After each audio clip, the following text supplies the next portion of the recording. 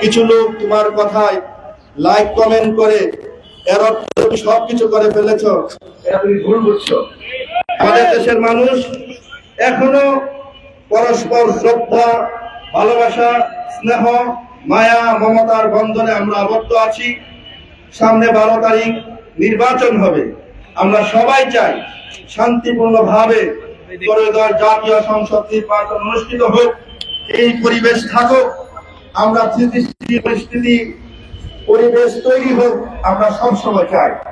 এজন্য নাসিরউদ্দিন পাটোয়ারীকে স্পষ্ট ভাষা বলে দিতে চাই, সরাসরি বাবুনগরী রহমতুল্লাহ আলার বিপক্ষে যে কথা বলেছ, কটূক্তিমূলক কথা বলেছ, বেয়াদবিমূলক কথা বলেছ, তার জন্য তোমাকে মাপ চাইতে হবে।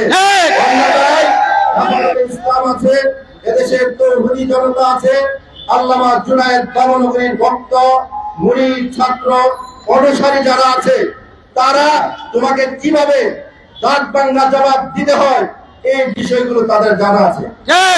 এজন্য আমরা এখনই আনুষ্ঠানিকভাবে পবিত্র কালামুল্লাহ শরীফের তেলাওয়াতের মাধ্যমে শুরু করতে যাচ্ছি। তেলাওয়াত করবেন মাওলানা তানভীর আহমদ। আপনি পিছু যান, পিছু যান, আপনি পিছু যান, পাটার হিসাব পিছু যান। أعوذ بالله من الشيطان الرجيم. بسم الله الرحمن الرحيم. ويوم يحشر أعداء الله إلى النار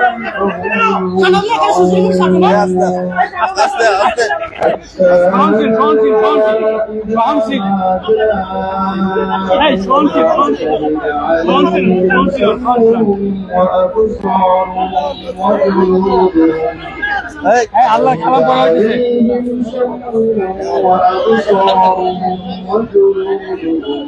بما كانوا يعملون.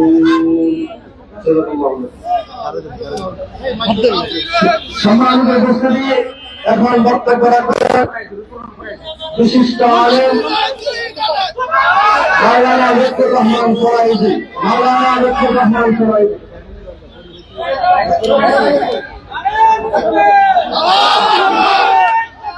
আল্লাহু আকবার, আল্লাহু আকবার। এখানে নিয়ে আসি কে? ইয়া করেন না, হাতে বলা কি আছে? খুব শান্তির দিকে কথা বলবো। আমাদের কোটি মানুষের হৃদয়ের স্পন্দন জনতা ছিলেন আল্লামা জুনায়েদ বাবুনগরী রহমতুল্লাহ আলাইহি। তিনি এতটাই আকর্ষণ ছিলেন, তিনি অসুস্থ হবার পরে যখন গত ফ্যাসিস্ট সরকার তাকে বিদেশে চিকিৎসার জন্য নিয়ে যাওয়ার সমস্ত খরচ বহনের জন্য তারা প্রস্তাব দিয়েছিল, আল্লামা জুনায়েদ বাবুনগরী সেই প্রস্তাবে রাজি হন নাই। তিনি এতটাই আকর্ষণ ছিলেন, তিনি জেলখানায় থাকা অবস্থায় তিনি কিভাবে মরণোত্তর জীবন যাপন করেছেন আমরা জানি।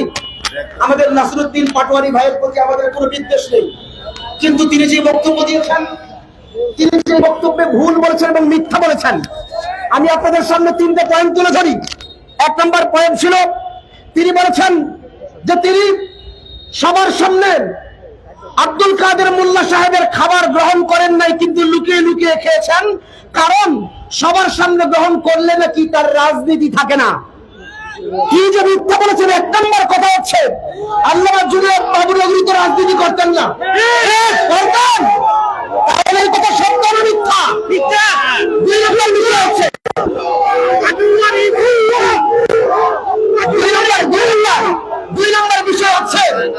দুই নম্বর বিষয় হচ্ছে আমরা সবাই জানি যে আব্দুল কাদের মোল্লা মরহুম সাহেবকে গত ফ্যাসিস্ট সরকারের আমলে তাকে যুদ্ধাপরাধী হিসেবে তাকে শাস্তি দিয়ে জেলখানায় রাখা হয়েছিল। আমাদের নাসিরউদ্দিন পাটোয়ারী ভাই বললেন যে তিনি নাকি জেলখানায় সবাইকে কই মাছ রান্না করে খাওয়াতেন। এর মানে তিনি কি জেলখানায় ছিলেন না শ্বশুর বাড়িতে ছিলেন? আমাদের প্রশ্ন হলো এটা। সবাইকে আবার কিভাবে তিনি কই মাছ রান্না করে খাওয়ান? এর মানে যে মিথ্যা, কোনো মানে ভুলের আমাদের এতে পরিষ্কার হয়ে যায়। 2 নম্বর বিষয় হচ্ছে উনি কই মাছই খাওয়াতেন। এর মানে কি শুধু কারাগারে তিনি কই মাছের চাষ করতেন নাকি? এত কই মাছ পেলেন কোত্থেকে? 3 নম্বর বিষয় হচ্ছে যদি তিনি সবার সামনে নাই খেয়ে থাকেন, একা একা খান, তাহলে নাসিরউদ্দিন পাটোয়ারির সামনে খেলেন কিভাবে? এবং এই যে খেলেন, সেই সংবাদটা তো আব্দুল কাদের মোল্লা সাহেবের কাছে যাবে, তাহলে লুকানো হলো কোথায়? এর মানে এই পুরা বক্তব্যটা এটা তিনি সুস্পষ্টভাবে মিথ্যা বলেছেন, এতে কোনো সন্দেহ নাই। আমরা আবারও বলি, শেষ কথা বলি, নাসিরউদ্দিন পাটোয়ারি সাহেব এখানে আছেন, আমরা চাই তিনি আমাদের সামনে আসবেন এবং তিনি যে একজন, তিনি যেন এসে আমাদের কাছে পরিষ্কার শব্দে ক্ষমা চাইতে হবে। তিনি আমাদের হৃদয় স্পন্দন আল্লামা জুনায়েদ বাবুলের বিরুদ্ধে যে মিথ্যাচার করেছেন, এই জন্য প্রকাশ্য জাতির সামনে ক্ষমা চাইতে হবে। আমাদের দাবি পরিষ্কার।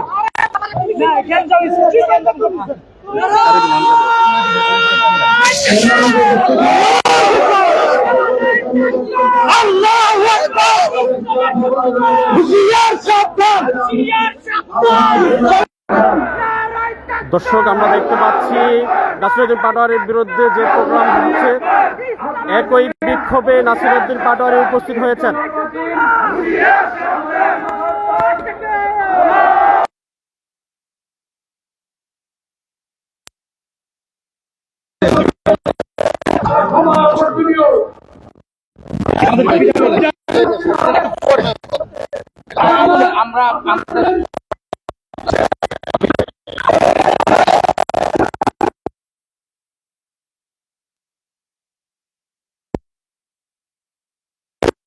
আমরা দেখবো আপনার গরম হয়ে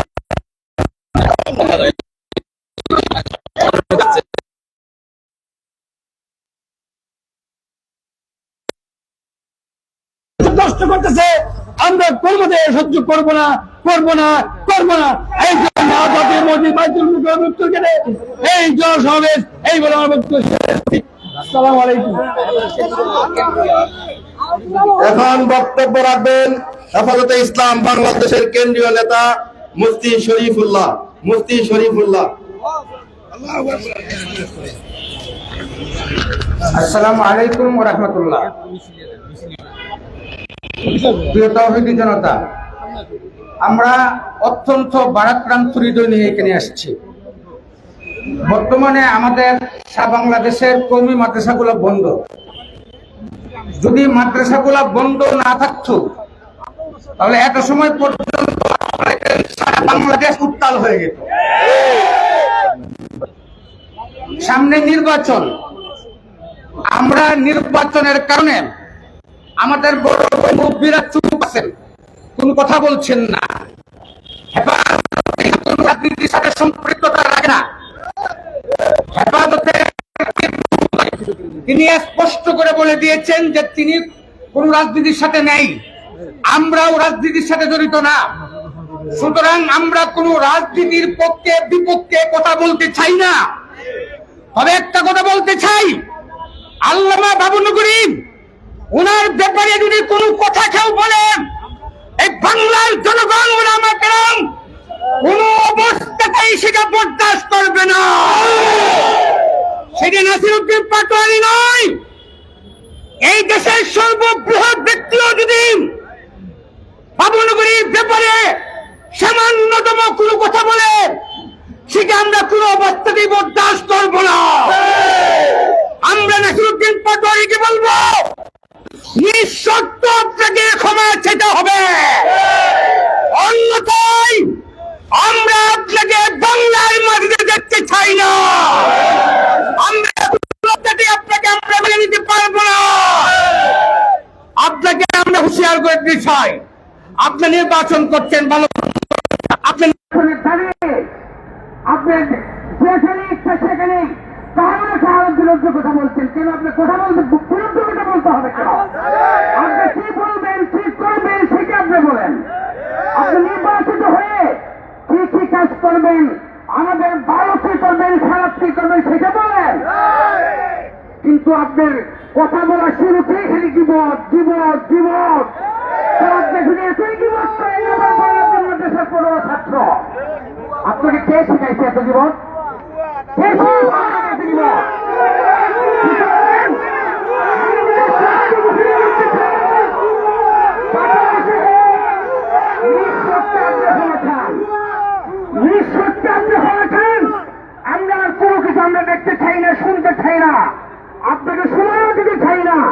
অতএব আজকে আমরা ছোট আকারে বিক্ষোভ করেছি। আমরা আগামী 24 ঘন্টার ভিতরে যদি আপনারা যদি স্পষ্ট ক্ষমা আছেন, আমরা বৃহত্তর আন্দোলনের ঘোষণা করতে বাধ্য হব। আপনি যা বলেছেন তা মিথ্যা, দেখে আপনি স্বীকার করেন কিনা আপনারা? আমাদের বাবুনগরী সাহেব যা সম্পর্কে যে কথা বলেছেন সেটা কি সত্য না মিথ্যা? সম্পূর্ণভাবে মিথ্যা একটা কথা উনি বলেছেন। সুতরাং ক্ষমা চাইতে হবে। আমরা এখন এই বিক্ষোভ মিছিল আমরা বের করব। আপনারা বিক্ষোভ মিছিলের জন্য আপনারা প্রস্তুতি গ্রহণ করুন।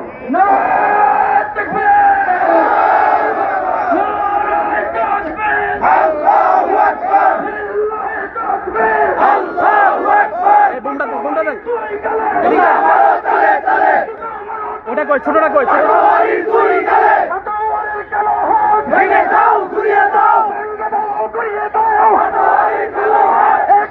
দর্শক, একই প্রোগ্রামে আমরা দেখতে পাচ্ছি এই মুহূর্তে নাসিরউদ্দিন পাটোয়ারি যুক্ত আছেন, উপস্থিত আছেন। আমরা জানতে চাইবো আসলে তিনি সেখানে কি বলতে চাচ্ছেন।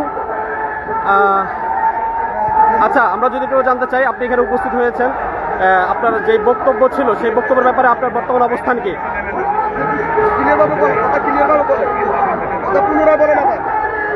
আপনি যে বক্তব্য দিয়েছিলেন হেফাজতের প্রয়াত আমিরকে নিয়ে, সেই বক্তব্যের ব্যাপারে বর্তমান আপনার অবস্থান কি? আমি তো আজকে এখানে আসলাম, ওনারা প্রতিবাদ সভা করতেছে, পরে বললো আমাকে না ওনারা প্রতিবাদই করবে। তো আমি বললাম কি বিষয়, তাহলে আমি কথা বলবো। আমি বলছিলাম যদি এটা ক্ষমা চাইতে হয় আমি ক্ষমা চাবো, কিন্তু যে পরিস্থিতি দেখলাম এটা ওনারা ঘোলাটে পরিস্থিতি বানাইলো, এবং সেটাতে আমার মনে হচ্ছে যে এটা কোনো পলিটিক্যাল ইনফ্লুয়েন্স আছে।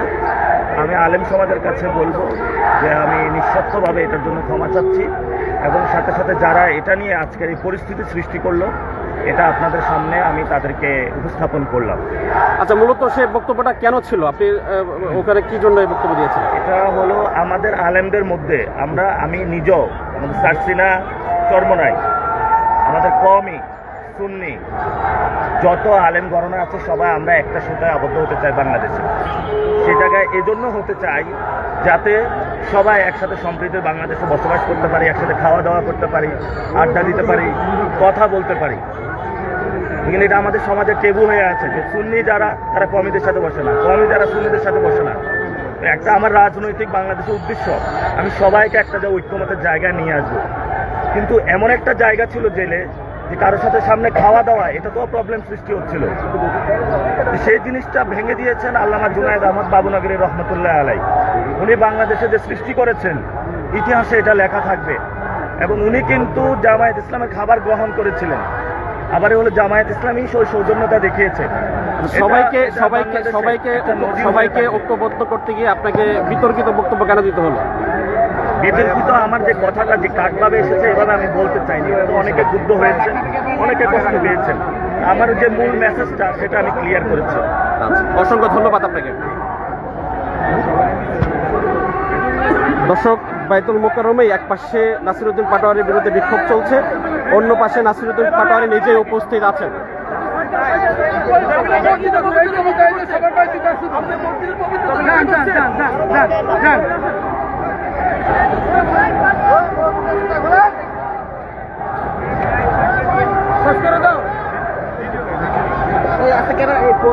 টেলিভিশন ক্যামেরার মধ্যে ঢুকাবেন না একটু ভাই।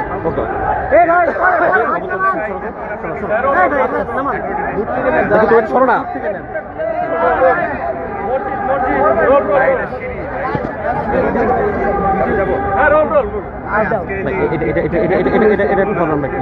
দেখেন ভাই, পায়ের নিচে আপনার লাগতেছেন কিন্তু ভাই এটা আসসালামু আলাইকুম সাংবাদিক ভাইয়েরা, আজকে আমার নামে একটি বিক্ষোভ মিছিল হওয়ার কথা ছিল। বিক্ষোভ মিছিল যখন শুরু হয়েছে আমি তাদের কাছে আসতে চেয়েছি। আপনার নামে বিতর্কিত। আচ্ছা, উনি গান কথা বলবে, কথা বলেন ভাই। আপনি কি সাংবাদিক ভাই? তো মানে এটার যে ব্যানারটা ছিল সেই ব্যানারটা আমি দেখেছি এবং ওনাদের সাথে কথা বলতে এসেছি। তো গতকালকে একটা টকশো ক্লিপ পাবলিশ হয়েছে যেখানে হলো জেলে খাবার দাবার বিষয়গুলো এসেছিল। সেখানে আমার প্রথমে যে বক্তব্যটা আমি স্পষ্ট করতে চাই, বাংলাদেশে আলেম সমাজের মধ্যে অনেক জায়গায় সুন্নি একদিকে চলে, কওমিরা একদিকে চলে এবং আলিয়া একদিকে চলে। আমি আলিয়া মাদ্রাসায় পড়াশোনা করেছি, সুন্নি মাদ্রাসায় পড়াশোনা করেছি, তরিকার মাদ্রাসায় পড়াশোনা করেছি। আমার কাছে যেটা ক্লিয়ার আন্ডারস্ট্যান্ডিং, আমরা যে যে তরিকার হই না কেন সবাই একসাথে খাবো, সবাই একসাথে ফ্যামিলিতে চলাফেরা করবো, বাংলাদেশে আমরা সবাই সৌহার্দ্যপূর্ণ অবস্থানে চলবো, এটাই ছিল আমাদের বাংলাদেশ। কিন্তু এই জায়গাটা বাংলাদেশের টেবু, অর্থাৎ নিষিদ্ধ। জামায়াত ইসলামী অথবা যদি কেউ সুন্নি করে তাহলে একটু সবাই দূরত্ব থাকে। আমি চাই সম্প্রীতির জায়গায় সবাইকে সুন্দরভাবে, যেভাবে আমরা মসজিদে একই সাথে নামাজ পড়ি, এভাবে জায়গাটা নিয়ে আসার জন্য। যেই কমেন্টটা এসেছে সেই কমেন্টটা ছিল আল্লামা জুনায়েদ আহমদ বাবুনগরী যখন জেলে গিয়েছিলেন তখন উনি অসুস্থ ছিলেন। শহীদ আব্দুল কাদের সাহেব জেলে সবাইকে জন্য কই মাছ পাঠাইতেন, উনিও পাঠিয়েছিলেন। তো জুনায়েদ আহমদ বাবুনগরী পাশে যারা ছিল, এখানে জাসদের লোকও ছিল, জিএমবি সদস্যরাও ছিল। জেলে তো ওই সময় সব ধরনের লোকে থাকে, তো সবাই এটা কিরূপভাবে নেয়, উনি কিন্তু ওই সময় খাবারটা গ্রহণ করেন নাই, পরবর্তীতে গ্রহণ করেছেন। এবং তিনি এটা বলেছিলেন এটার মধ্য দিয়ে যে উনি ওনার দারাজ দিল, উনি কিন্তু হেফাজতের আন্দোলনে পুরো বাংলাদেশের সবাইকে নিয়ে এসেছিলেন, কোনো দল মত নির্বিশেষে যোগ দিয়েছিল। এটা নিয়ে সবাই বলছে মরহুম জুনায়েদ আহমেদ বাবুনগরী রহমতুল্লাহ সম্পর্কে কমেন্টটা ঠিক হয়নি। যদি আমার এটা নিয়ে সবাই ক্ষুব্ধ হয় তাহলে আমি দুঃখ প্রকাশ করছি। কিন্তু যেভাবে মিছিল মিটিং করা হচ্ছে, আমি ওনাদের সাথে কথা বলতে আসলাম, তারা সে আমার বক্তব্যটা নিল না। এটা একটা রাজনৈতিক ইন্ধন আছে। এবং আমাদের যে যুগ্ম মুখ্য সমন্বয়ক আমি সানাউল্লাহকে ওনারা যেভাবে হলো ধাক্কাধাক্কি করেছে, আপনি কি পরিস্থিতি ঠিক আছে? আচ্ছা, কাদের ইন্ধন থাকতে পারে ভাই? নিয়ে কথা বলতে চাই, ভাইয়ের যদি কথা শেষ হয় আপনাদের ভাইয়ের যদি আমি হলাম মানে মিডিয়া সেলের দায়িত্বে আছি, পাশাপাশি আমার রাজনৈতিক পরিচয় হলো আমি এনসিপিতে আছি, পাশাপাশি এই যে কমিউনিটি যারা আছে আজকে যারা প্রোগ্রাম করছে তাদের সাথে আমার মানে খুবই কানেক্টেড। তো আজকের প্রোগ্রামটা আমরা নাসির ভাই যেটা আসলে ক্ষমা প্রার্থনা করেছেন, ভুল স্বীকার করেছেন, এইটার উপরেই ছিল। এবং প্রোগ্রামের যারা আয়োজক ছিল আমার খুবই ক্লোজ বন্ধু বান্ধব, তারা একসাথেই আমাদের ওঠা বসা। তা আমরা ওই কমেন্টের ভিত্তিতেই আমরা আসছি যে আজকে প্রোগ্রামটা এইভাবেই সুস্থভাবে হবে। জাস্ট এখানে নাসির ভাই ক্ষমা প্রার্থনা করবে, এই কেন্দ্রিকে একটা প্রোগ্রাম হবে। তো আমরা এসে যে প্রোগ্রামটার ভিউ দেখলাম যে বিএনপি বা এই এলাকার ৮ আসনের যে প্রার্থী মির্জা আব্বাস সাহেবের সমর্থিত কিছু যে আলেম ওলামা, আমরা এদেরকে চিনি, সবসময় বিএনপির অ্যাক্টিভিজমে তারা জড়িত থাকে, তারা এসেই পুরো প্রোগ্রামটার ভিউ চেঞ্জ করে ফেলছে। তারা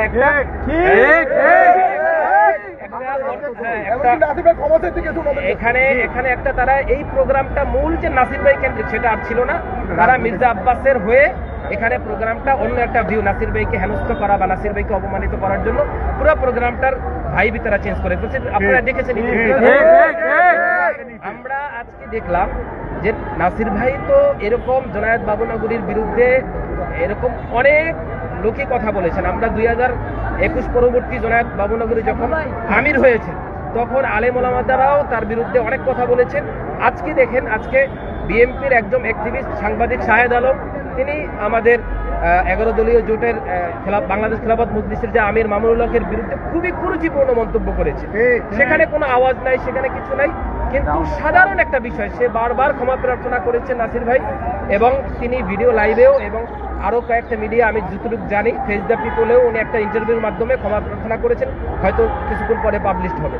কিন্তু আমরা ইতিমধ্যে দেখতে পাচ্ছি যে ঢাকা 8 আসনের যে প্রার্থী মির্জা আব্বাসের ইন্ধন, এবং বিএনপি এইটা পুরাটাই মেকানিজমের মূল দায়িত্বে বিএনপি ছিল। তারা আজকে একটা গ্যাঞ্জাম এবং হট্টগোল করার চেষ্টা করছে। আমরা আবেদন করব যে নির্বাচনের আগে ঢাকা 8কে কেন্দ্র করে এই ধরনের বিশৃঙ্খলা, এটা কোনোভাবেই আমরা মনে করি ফেয়ার নির্বাচন হওয়ার ক্ষেত্রে বাধাগ্রস্ত করবে। এই যারা আজকে এই প্রোগ্রামকে কেন্দ্র করে যারা বিশৃঙ্খলা সৃষ্টি করেছে, যারা অপমানিত করেছে আমাদের একজন ঢাকা 8 আসনের ক্যান্ডিডেটকে, আমরা অবশ্যই প্রশাসনের কাছে দাবি রাখবো তাদেরকে বিচারের আওতায় আনতে হবে এবং তাদেরকে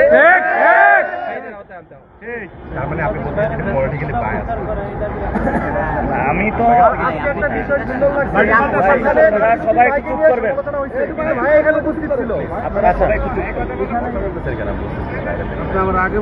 এখানে আমার যে কথাটা এসেছিল রমজান শোতে, এটা নিয়ে যখন সবাই ক্ষুব্ধ হয়েছে, মনে কষ্ট পেয়েছে, তবে যারা মনে কষ্ট পাইছে আমি সবার কাছে সকালে একটা স্ট্র্যাটেজি দিয়ে ক্লিয়ার করছি।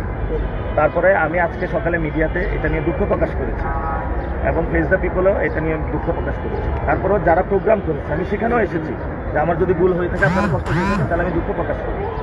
আমি ওইখানে দাঁড়ানোর পর তারা আমাকে পিছনে ধাক্কা দিয়ে সরিয়ে দিল, সালাউল্লাহ ভাইকেও ধাক্কাধাক্কি করলো।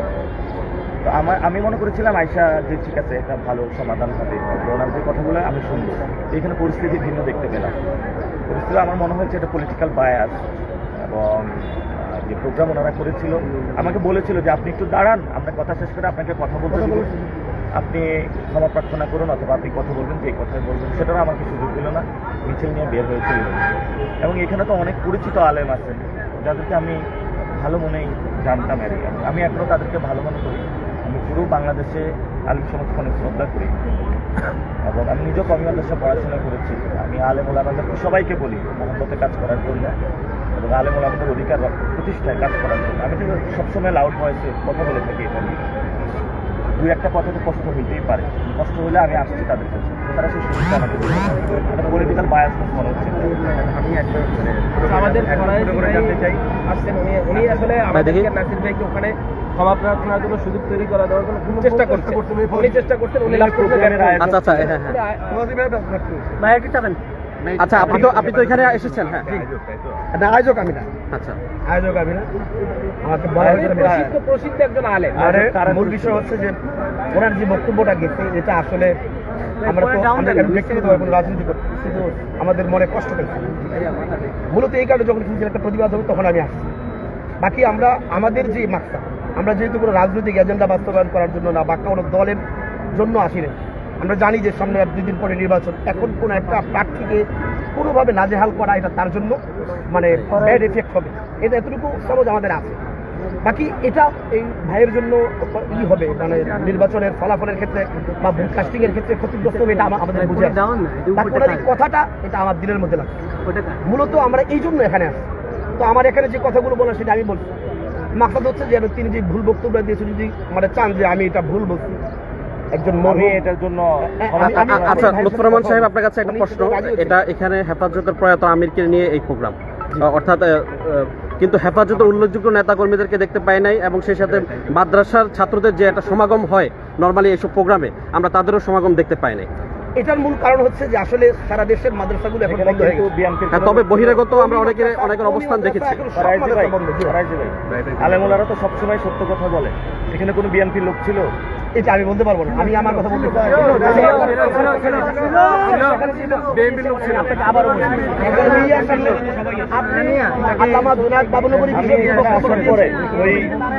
বক্তব্য দিতে চেয়েছিলাম, কেন দেওয়া হয় না? এটা আমি কিন্তু আমরা চাই যে আপনি ভুলটা স্বীকার করে দিলে সুন্দর না গেলে ভালো, আমরা সবাই আপনাকে ক্লিয়ার বলে দেন যে আমার এই কথাটা মিস্টেক হয়েছে, আমার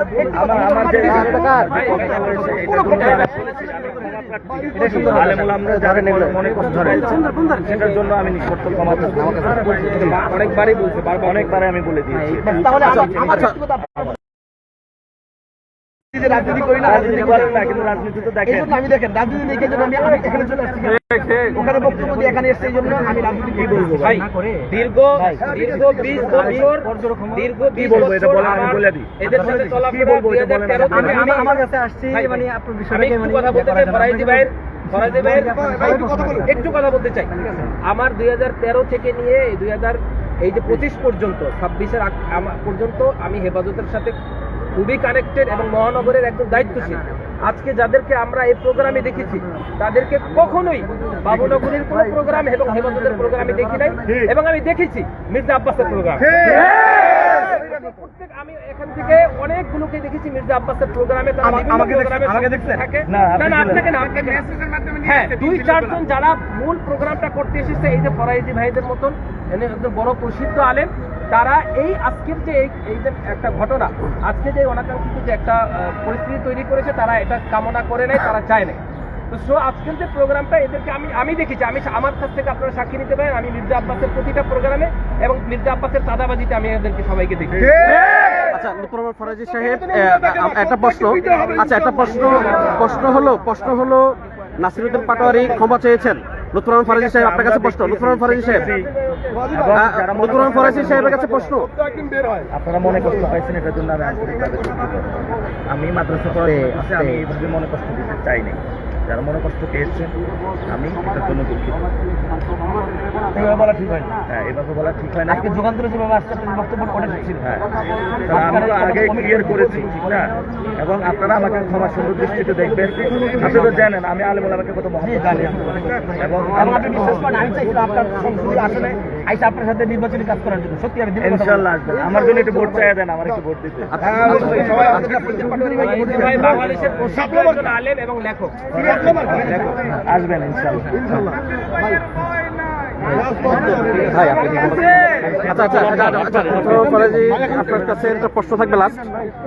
আপনার কাছে আমরা লাস্ট প্রশ্ন হলো, উনি নাসিরউদ্দিন পাটোয়ারি ক্ষমা চেয়েছেন, এখন আলেম ওলামা এবং হেফাজত নেতাদের তাদের করণীয় কি? এগুলা ভুল বলতে মানে এই বিষয়ে উনি যেহেতু ক্ষমা চেয়েছেন, এটা নিয়ে আর কোনো আমার দৃষ্টিতে এটা তাকে ক্ষমা করে দেওয়া উচিত। কেউ যদি ভুল করে, ভুল করার পরে যদি সে মাফ চায়, তাকে ক্ষমা করে দেওয়া উচিত। ভুল করার কিছু থাকে না। তিনি যেহেতু মিডিয়ার সামনে ভুল করেছেন, মিডিয়ার সামনে ক্ষমা চেয়েছেন, আপনি সম্ভবত একটি প্রোগ্রামে উপস্থিত ছিলেন। এটা বাড়াবাড়ি করা উচিত। আসলে ভুল করার পরে যদি সে ভুল বুঝে তাহলে আর কিছুই থাকে না। ক্ষমা মহত্বের লক্ষণ। ক্ষমা করা ভালো, ভুলে যাওয়া আরো ভালো। আমরাও দ্বিধাদ্বন্দ্বে থাকতে চাই না। আমরাও চাই পারস্পরিক এই বাংলাদেশে উন্নয়ন ঘটাইতে, সবাই কাঁধে কাঁধ মিলিয়ে এই বাংলাদেশে যাতে অগ্রগতি হয়, আমরা দ্বন্দ্ব রাখতে চাই না। আমরা চাই আমরা সবাই মিলে যাতে ধন্যবাদ আপনাকে, ধন্যবাদ। সেটা বাংলার মাটি দুর্জয়কারী বাঙালি জাতি কোনো অন্যায়ের কাছে মাথা নামা নাই। সত্যের জয়, মিথ্যার ক্ষয়, ভয় কাপে কাপড় লড়ে যায় বীর। আমি সারা বাংলাদেশে বৃক্ষরোপণ করছি, বাতিল দিয়েছি, বংশ জীবনে এখন দিয়ে আসলাম। আসুন সূর্যের আলোয় আলোকিত এবং সমাজের শিকড়ে জয় বাংলাদেশ। আমাদের প্রতিবারে বাংলা মায়ের সন্তানরা জীবন দেবে, আর রাজনীতির লীলা খেলা হবে, এটা আর চলবে না ইনশাল্লাহ। ধন্যবাদ।